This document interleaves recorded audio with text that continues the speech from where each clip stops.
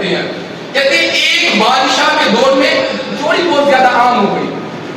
چور کی سزا آپ جانتے ہیں اسلام کے اندر ہاتھ کاٹنا ہے. مقرر کیا اگر اتنی چوری کرے گا تو اس کے ہاتھ کاٹ دیے جائیں گے. اب بادشاہ کے دور میں چوریاں بہت زیادہ ہو گئی. لوگوں نے آگے شکایت کی.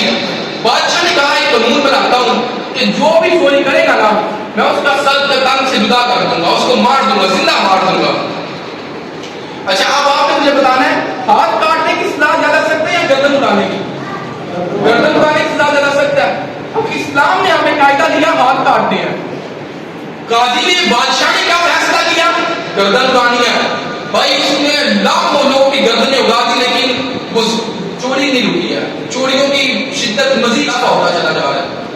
اب بادشاہ نے پھر کہا یار اس طرح کام نہیں رک رہا. اس نے کہا بھائی اس کو سنسار کرتے ہیں, زندہ کھڑا کر کے نا اس کو کسی گلے میں, اوپر سے سارے تمام لوگ آتے ہیں اس کو بٹے مارتے ہیں, پتھر مار مار کے اس کو مارتے سنسار کر دیتے ہیں.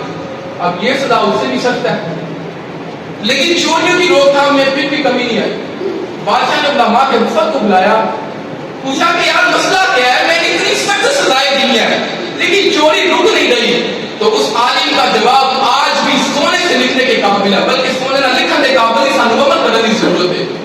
فرمایا بکاش شریعت مصطفیٰ میں ہے, محمد مصطفیٰ نہ دین کے کہتا ہے چور کے ہاتھ کاٹو, تم گردنیں کاٹتے رہو, خدا کی قسم چوریاں نہیں رکے گی. تم ان کو سنسار کرتے رہو, خدا کی قسم چوریاں نہیں رکے گی. چوریاں روکنا چاہتی ہو تو محمد مصطفیٰ کے نظام کو اپناؤ.